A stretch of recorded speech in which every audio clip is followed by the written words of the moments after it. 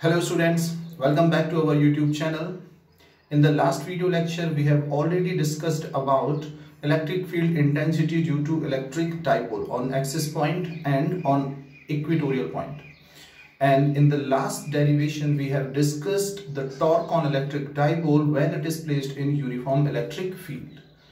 Now, in this video lecture, we are going to discuss another physical quantity related to electrostatics, and the quantity is electric flux.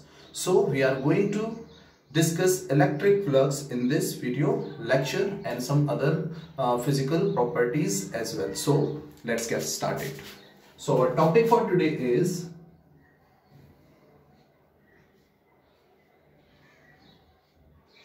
electric flux.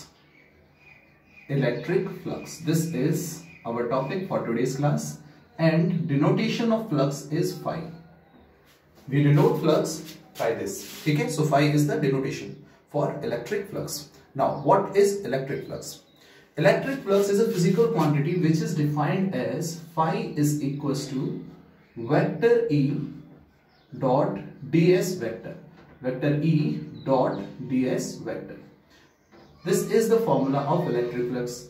So, by this formula, we can easily understand that flux relates electric field intensity to some area. Okay? So, what is the definition of electric flux? Flux is defined by dot product of electric field intensity and area vector. This is electric field intensity and this is area vector. दोनों का dot product जो है वो flux को define कर रहा है. Dot product means scalar product. Vector के स्केलर प्रोडक्ट में या डॉट प्रोडक्ट में जो हमें आंसर मिलता है वो आंसर कैसा होता है? Scalar. So flux is a scalar physical quantity. इसकी कोई डायरेक्शन नहीं होगी. So what is electric flux? Again I am repeating this. Electric flux is defined by the dot product of electric field intensity and area vector. Okay, so phi is vector E dot DS vector.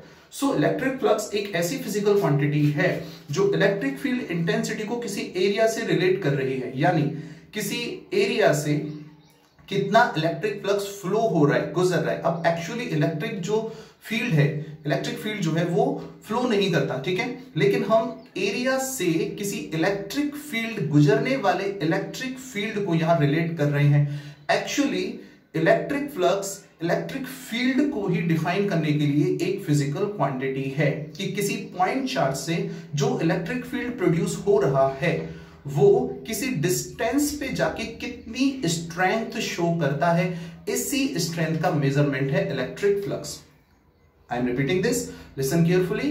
किसी point charge से जहां से electric field produce हो रहा है, हम जानते हैं पॉइंट चार्ज की वजह से इलेक्ट्रिक फील्ड कितना होता है, k q upon r square. So किसी पॉइंट चार्ज से किसी डिसेंट डिस्टेंस पर इलेक्ट्रिक फील्ड की स्ट्रेंथ को डिनोट करने के लिए हम एक फिजिकल क्वांटिटी डिफाइन करने जा रहे हैं, और इस फिजिकल क्वांटिटी को हम कहते हैं इलेक्ट्रिक फ्लक्स. डिनोटेशन फाई है, फॉर्मूला है phi is equal to vector E dot ds, यानी इलेक्ट्रिक फील्ड इंटेंसिटी को फ्लक्स से इलेक्ट्रिक फील्ड इंटेंसिटी को एरिया के साथ रिलेट करके ये एक फिजिकल क्वांटिटी हमने डिफाइन की है और इसे हम कहते हैं flux.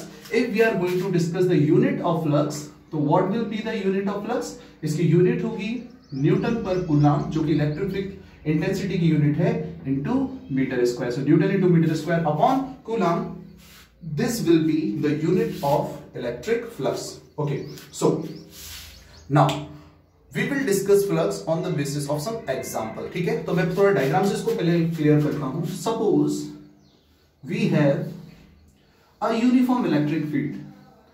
In the properties of electric field lines, we have already discussed about uniform electric field. Uniform electric field means यहाँ इलेक्ट्रिक फील्ड हर पॉइंट पर सेम है. इलेक्ट्रिक फील्ड इसके आसपास इस जो रीजन है, इस रीजन में कांस्टेंट है. And uniform electric field is denoted by parallel field lines which are equi spaced. Okay, so now suppose this is uniformly electric field and it is in positive X direction, and I am taking an area here. Suppose मैं यहाँ एक circular area ले रहा हूं जो थोड़ा इस तरह से रखा हुआ है, ठीक है. सो दिस इज इमेजिन देख, ये एक सर्कुलर एरिया है और ये सर्कुलर एरिया जो है वो इस तरह से प्लेस्ड है, ठीक है ना. Now in 11th class we have already discussed that area is a vector physical quantity and the direction of area is perpendicular to the surface. This point is very important. Area is a vector quantity and direction of area is always perpendicular to the surface. So ये हाथ एक area है, इसकी direction कहाँ होगी? Perpendicular, ठीक है। अगर हम बोर्ड की बात करें, again this is an area, इसकी डायरेक्शन कहाँ होगी? परपेंडिकुलर। अगर हम सीलिंग की बात कर रहे हैं तो उसकी डायरेक्शन कहाँ होगी? Perpendicular downward. एरिया की डायरेक्शन हमेशा सरफेस के परपेंडिकुलर होती है। So in this question electric field is in x direction and the area, ये थोड़ा तिरछा रखा हुआ है इस तरीके से।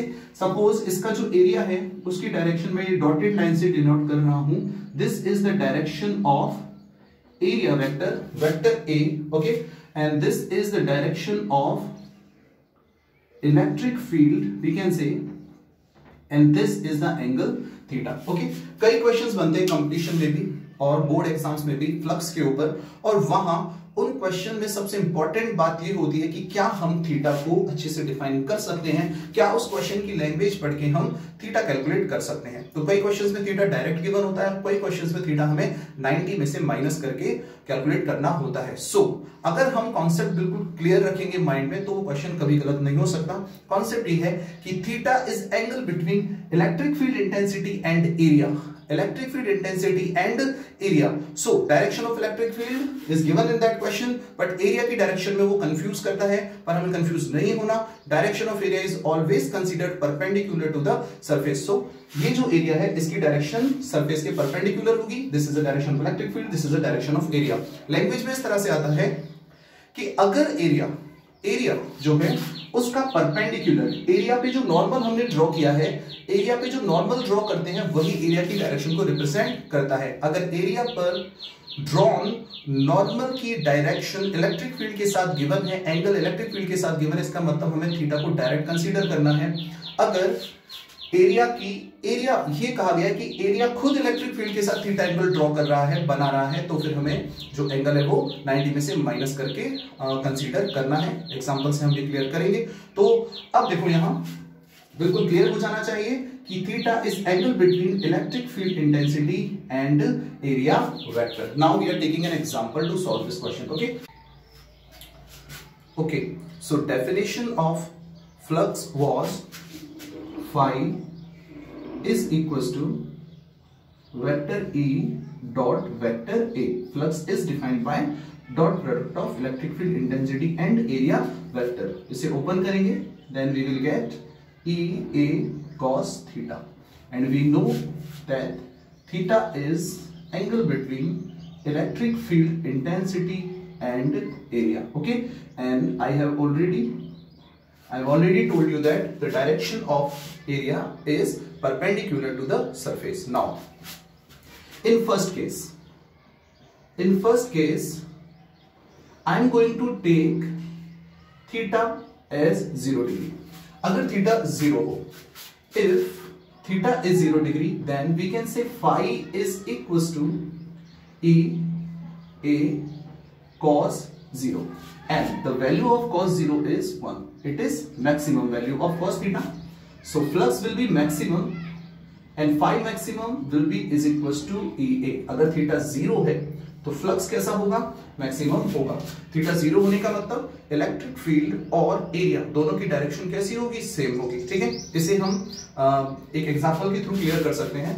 सपोज इलेक्ट्रिक फील्ड जो है वो इस डायरेक्शन में जा रहा है, एक्स डायरेक्शन, क्लियर। अगर इलेक्ट्रिक फील्ड एक्स डायरेक्शन में जा रहा है और अगर कोई सरफेस में इस तरह से, सपोज ये हाथ, ये एक सरफेस की तरह ही काम कर रहा है, ठीक है ना। इलेक्ट्रिक फील्ड जो है इस रूम में एक्स एक्सिस की डायरेक्शन में है और सरफेस एरिया मैंने इस तरह से रखा, ठीक है। अगर हम सरफेस एरिया को इस तरह से रखेंगे तो अब तुम देख सकते हो कि ये जो भी सरफेस एरिया है इसमें से maximum number of electric field lines pass करेंगे। अगर मैं हाथ को थोड़ा फोल्ड करूं तो फिर उस कंडीशन में ऊपर और नीचे वाले फील्ड लाइंस का जो नंबर है वो कम हो जाएगा, यानी अब इससे पास होने वाले फील्ड लाइंस का नंबर कम हो गया। यानी कि हम क्लियरली बोल सकते हैं कि अभी जिस पोजीशन में ये हाथ है, ये सरफेस है, इस केस में maximum number of field lines इसको पास करेंगे, यानी कि अभी फ्लक्स मैक्सिमम होना चाहिए। बताओ थीटा कितना है? अभी हम थीटा देख सकते हैं कि यहाँ पर इलेक्ट्रिक फील्ड की डायरेक्शन ये है और एरिया की डायरेक्शन जो कि इस हाथ के, इस सरफेस के परपेंडिकुलर होगी, एरिया की डायरेक्शन भी यही होगी। तो हम क्लियरली बोल सकते हैं कि यहाँ थीटा कितना है? 0। एक बात नोटिस करेंगे हम यहाँ कि जो सरफेस है वो खुद इलेक्ट्रिक फील्ड के साथ परपेंडिकुलर है, 90 डिग्री बना रहा है, लेकिन उसकी डायरेक्शन, सरफेस एरिया की डायरेक्शन इलेक्ट्रिक फील्ड के साथ 0 डिग्री एंगल बना रही है। सो ये इसके लिए क्लियर हो गया। तो यहां हम क्लियर बोल सकते हैं कि जब थीटा 0 होगा फ्लक्स की वैल्यू मैक्सिमम होगी। सेकेंड केस में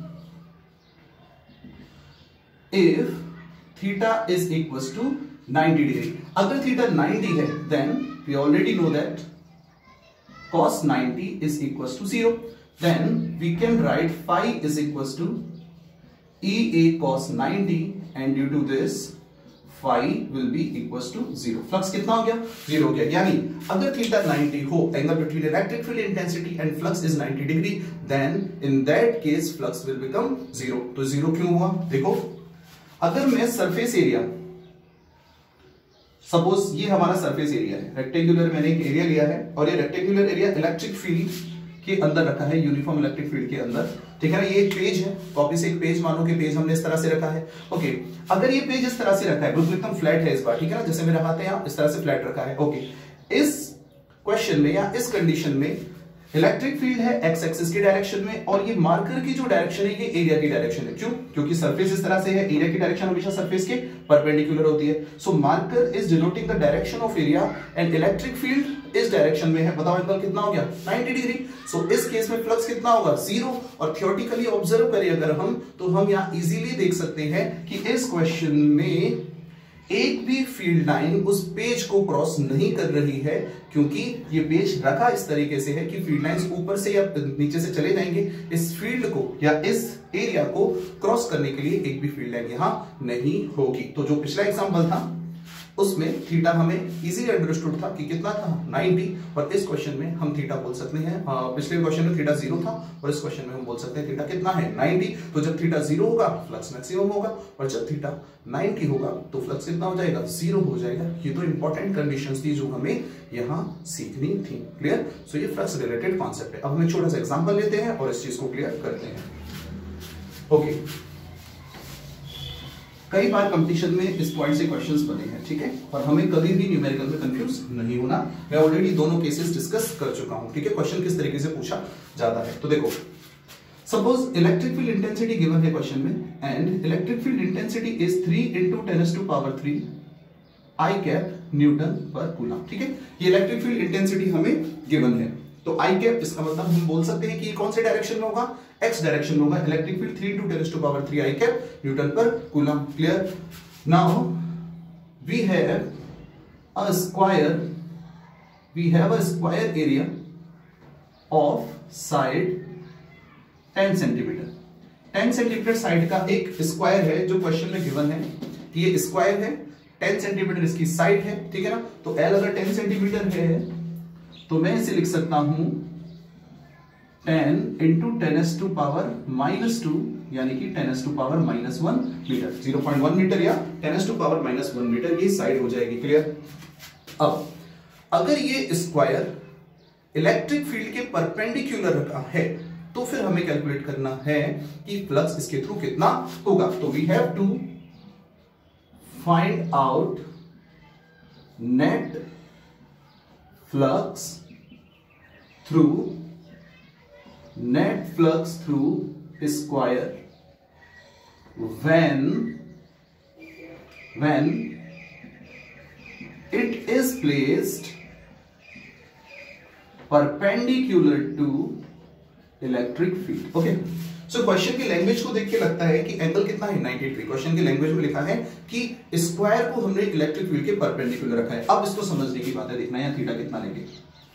okay, so suppose this is the direction of uniform electric field, ठीक है। अगर हम इमेजिन करें आसानी से, आंसर जो है थीटा है उसकी वैल्यू ही हमें समझनी है। अगर हम थीटा की वैल्यू निकालना सीख गए इसका मतलब हम समझ रहे हैं क्वेश्चन को। Clear? So this is the direction of uniform electric field and that square is placed perpendicular to this electric field. Suppose अगर हम स्क्वायर कोई शेप इमेजिन करें, ठीक है ना, एक स्क्वायर हमारे पास अगर हम इमेजिन करें तो जो स्क्वायर होगा शेप, ठीक है ना, वो स्क्वायर शेप जो भी होगी उसे हमें परपेंडिकुलर रखना है। अगर मैं स्क्वायर शेप को परपेंडिकुलर रखूंगा तो स्क्वायर सरफेस खुद 90 डिग्री बना रहा है, तो एरिया कितना एंगल बनाएगा? 0 डिग्री, क्योंकि स्क्वायर खुद परपेंडिकुलर इलेक्ट्रिक फील्ड के, तो उसका एरिया अपने आप इलेक्ट्रिक फील्ड के डायरेक्शन में हो जाएगा।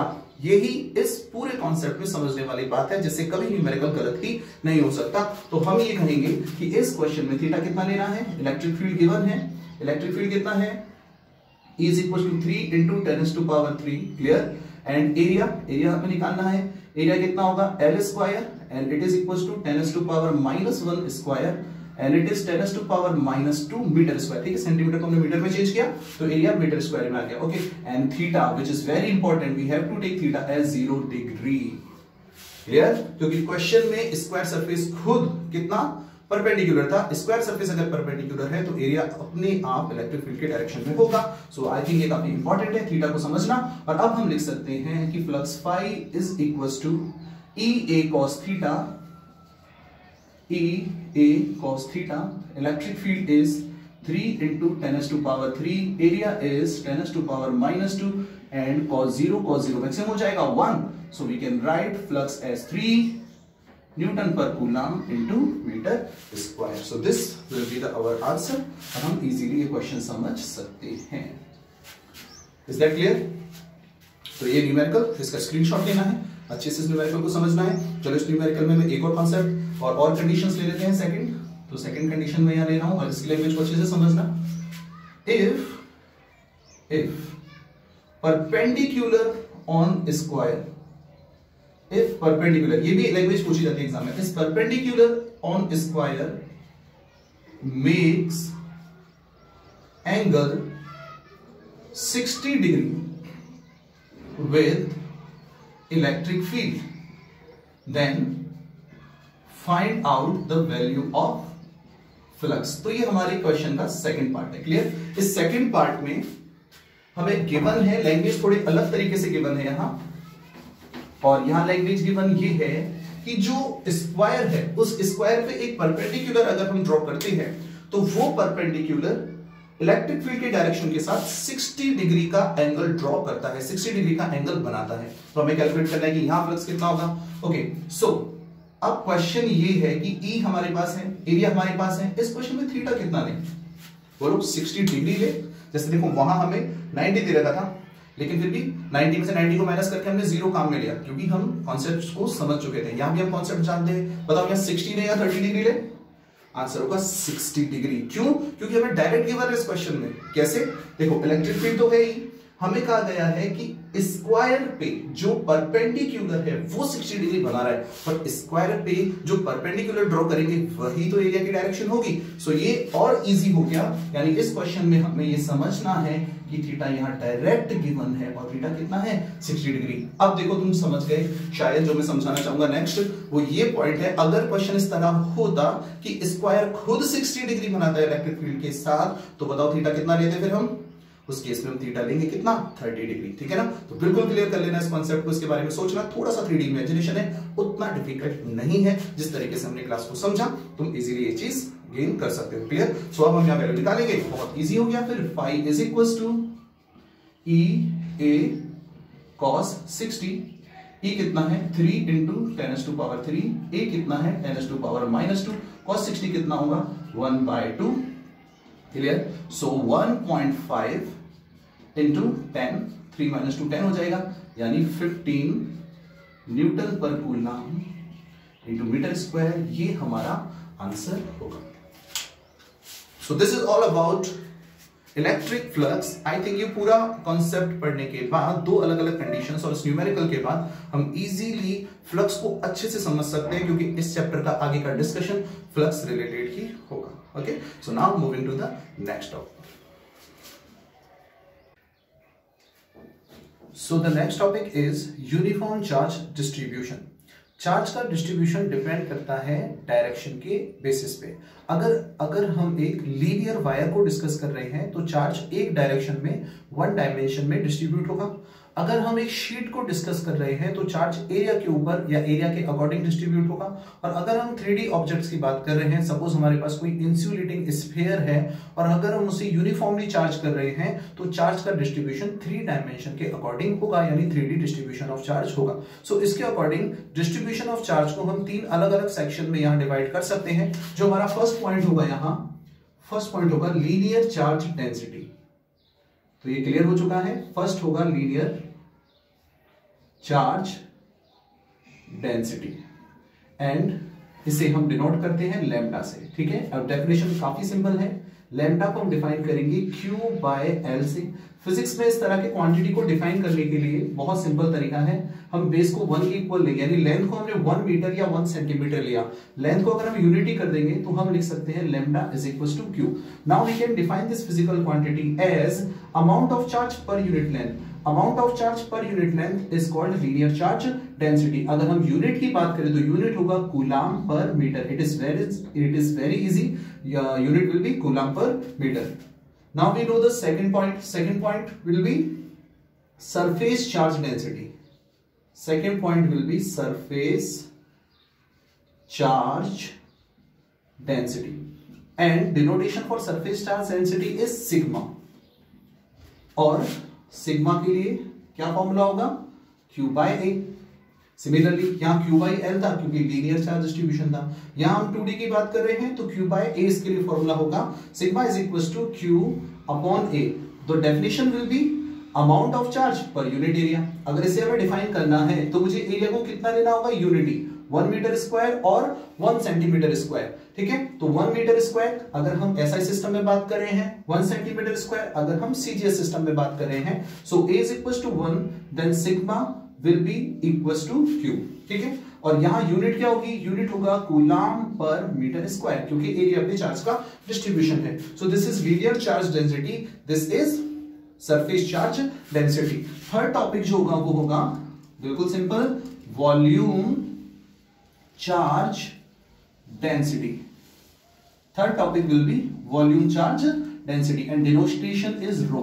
इसका डिनोटेशन रो है। ठीक है, और आप सब बता सकते हैं रो की वैल्यू क्या होगी? Q by V। काफी सिंपल है, rho is defined by Q by V। और यहां हम बोल सकते हैं amount of charge per unit volume, amount of charge on an object per unit volume and the unit will be coulomb per metre cube. तो जैसा मैंने कहा था, डायरेक्शन के बेसिस पे we have 3 directions, 1 dimension, 2 dimension and 3 dimension. अगर 1 dimension distribution of charge है then lambda is equal to Q by L। अगर 2 डायमेंशन है तो sigma is equal to Q by A and 3 dimension है तो rho is equal to Q by V और unit इनके फॉर्मूले के अकॉर्डिंग ही होगा।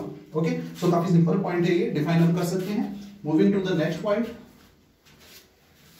And the next topic is going to be very important and the topic is Gauss law.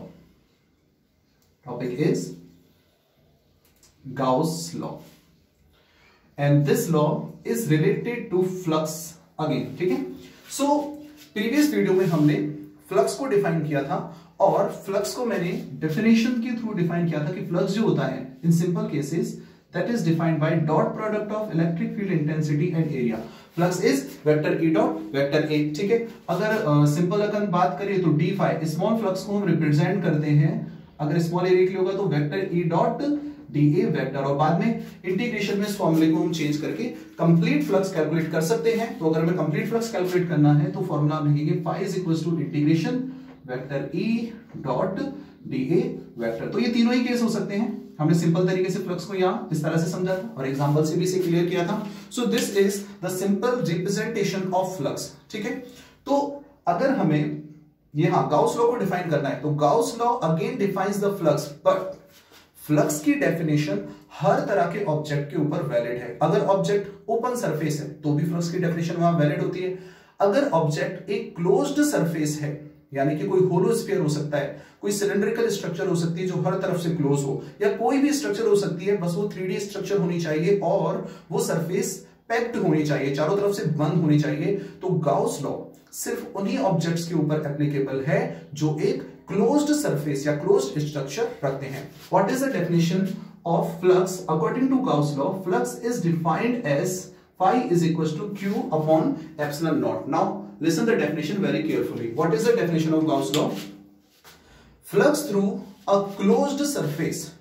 Flux through a closed surface is 1 upon epsilon naught times of net charge enclosed within surface. मैं इसको लिख सकता हूं phi is equals to Q into 1 upon epsilon naught. एक ही बात है, Q upon epsilon naught. यहां मैं कहूंगा flux through any closed surface is 1 upon epsilon not times of net charge enclosed with in surface. इसके एप्लीकेशंस हम पढ़ेंगे, बहुत इंपॉर्टेंट होने वाला है ये टॉपिक, ठीक है। अलग अलग एप्लीकेशन से हम समझेंगे और इसकी प्रॉपर्टीज भी देखेंगे।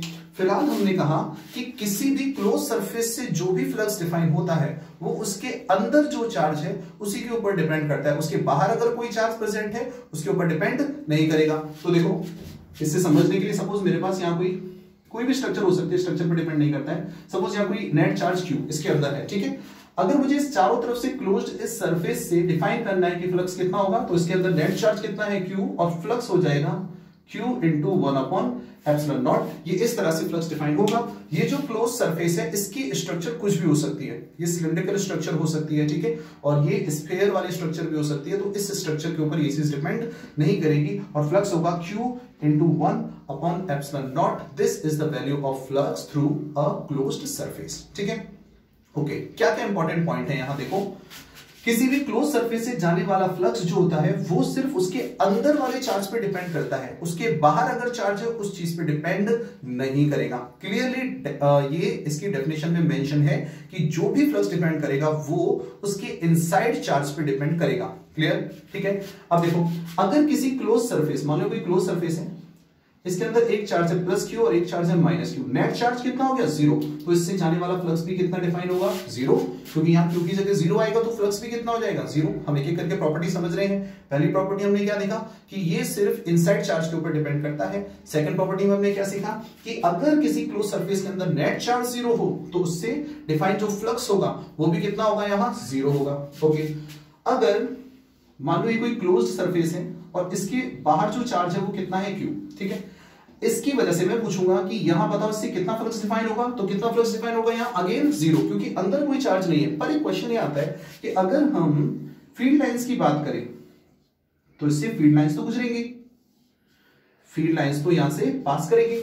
अगर यहां से फील्ड लाइंस पास हो रही है, ठीक है, कोई इंसुलेटिंग ऑब्जेक्ट मान लो ये चारों तरफ से बंद है, ठीक है, तो फील्ड लाइंस यहां से क्रॉस हो रही है। अगर यहां से फील्ड लाइंस क्रॉस हो रही है तो फ्लक्स डिफाइन क्यों नहीं हो रहा है इस केस में, क्योंकि number of field lines entering in this structure is equal to number of field lines leaving this structure. इसमें एंटर करने वाले फील्ड लाइंस का यहां से जाने वाली फील्ड लाइंस की जो नंबर है उनके क्या हो जाएगा, इक्वल हो जाएगा इस केस में। तो नेट फ्लक्स कितना हो जाएगा 0, क्योंकि हम आउटवर्ड फ्लक्स को पॉजिटिव कंसीडर करते हैं, इनवर्ड फ्लक्स को नेगेटिव कंसीडर करते हैं। तो नेट फ्लक्स कितना हो जाएगा 0। फील्ड लाइंस जाने के बाद भी फ्लक्स डिफाइन नहीं हो रहा। इसी तरह से मैं इस वाले एग्जांपल को भी क्लियर कर सकता हूं।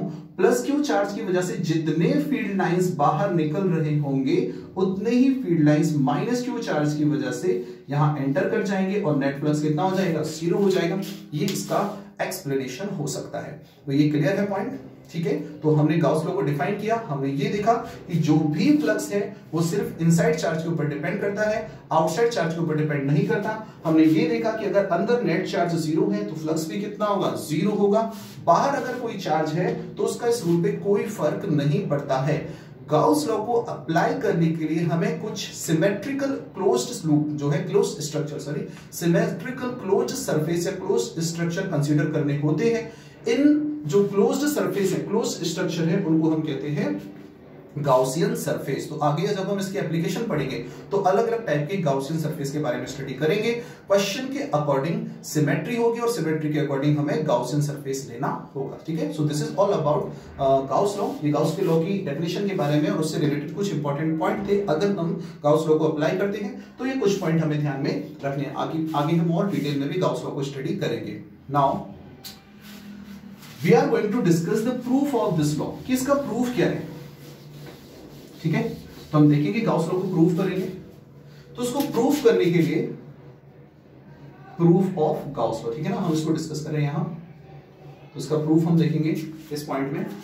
तो इसके प्रूफ के लिए सपोज मैं यहां एक स्फेरिकल शेल ले रहा हूं, ठीक है ना। This is hollow sphere, this is a spherical shell. इस स्फेरिकल शेल के सेंटर पे we are going to place a charge Q here. यहां हमने Q चार्ज प्लेस किया है और अब इस Q चार्ज की वजह से electric field lines outward direction में होंगी।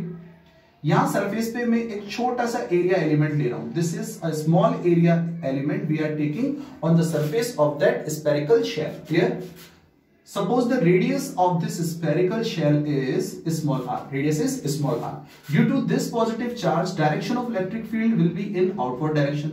This is the direction of electric field due to that positive charge. Okay. And ये जो एरिया है, इसके एरिया वेक्टर की डायरेक्शन भी, इसको मैं ds ले रहा हूं. ये एरिया हमने कितना लिया है? ds है. स्मॉल एरिया है, इसलिए हमने एरिया एलिमेंट को ds लिखा है. इस स्मॉल एरिया एलिमेंट की डायरेक्शन भी कहां होगी? आउटवर्ड डायरेक्शन में. तो बताओ यहाँ थीटा कितना होगा? थीटा यहाँ होगा कितना? 0 degree. Clear?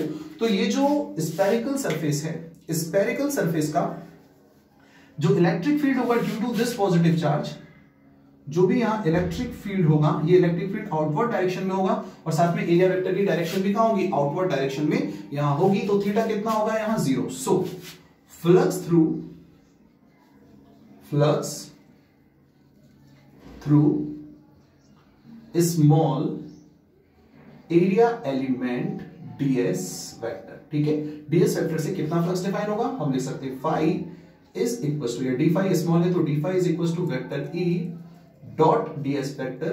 When we are going to open it, we will get e ds cos 0 and cos 0. cos 0 कितना होता है? 1. cos 0 1 होगा तो ये 1 हो जाएगा. And electric field at that surface E कितना होगा? We already know kq upon r square. कितना होगा? kq upon r square. And E हम लिख सकते हैं q. k की वैल्यू कितनी होती है? 4 pi epsilon naught into r square. Put this value here. We are going to get d phi is equals to E q upon 4 pi epsilon naught r square into ds. ठीक है. सो ये जो flux है, ये सिर्फ इस small element के through flux है, जो कि हमने डेफिनेशन के थ्रू गेट किया है. डेफिनेशन के थ्रू हमें पता चला कि ये जो छोटा एलिमेंट है, इससे इतना फ्लक्स डिफाइन होता है. Now what will be the value of flux through this complete closed structure? इस पूरे क्लोज्ड स्ट्रक्चर से कितना फ्लक्स डिफाइन होगा? उसके लिए मुझे क्या करना होगा? Sigma. Now flux through spherical shell से कितना फ्लक्स डिफाइन होगा? phi is equals to sigma q upon 4 pi epsilon naught r square ds. ये q and r, 4 pi epsilon naught already constant है, q और r दोनों ये constant होंगे, तो यहां से हम सब कांस्टेंट को बाहर निकालेंगे और अगला स्टेप हमें मिलेगा phi is equals to q upon 4 pi epsilon naught r square और सिग्मा में समीशन में सिर्फ कौन रह जाएगा? बोलो ds. ठीक है. तो ये सिग्मा ds, जो सिग्मा ds है, समीशन ds है, इसकी वैल्यू कितनी होगी? Total surface area. ds एक छोटा स्मॉल एलिमेंट है एरिया का, और सिग्मा ds अगर हम डिफाइन कर रहे हैं तो that will be the complete surface area of this spherical shell. ठीक है. तो यहां के बाद मैं यहां इसको सॉल्व कर रहा हूं. So phi is equals to, we have here q upon 4 pi epsilon naught r square into. Okay, so we are going to write the value of sigma ds. किसी भी स्फेरिकल शेल का या sphere का, होलो sphere का या solid sphere का surface area के लिए फॉर्मूला हम 10th क्लास में डिस्कस कर चुके हैं. ये फॉर्मूला होता है 4 pi r square. So the surface area of this sphere will be 4 pi r square. Now 4 pi cancel out हो जाएगा, r square भी कैंसिल आउट होगा, and we are going to get phi as q upon epsilon naught. Here this is what we call Gauss law. Clear? So यहां से हम इसको easily prove कर सकते हैं कि according to Gauss law, flux through a closed surface is 1 upon epsilon naught times of net charge enclosed within surface. This is the proof of Gauss law. You can take a screenshot from here. Okay, so in this video lecture we have already discussed some very important point from this chapter, and the topic was, first topic was that topic is related to the definition of flux and example, जिसके through हम definition of flux को अच्छे से समझ सकते हैं. After that we had a discussion about distribution of charge, and now Gauss law and the proof of Gauss law. So that's it for the today's video lecture. Revise it. ठीक है. And इससे related numericals book से solve कीजिए and stay connected, continue with your study. इसके बाद next class में हम discuss करेंगे. Don't forget to like, share and subscribe. Thank you.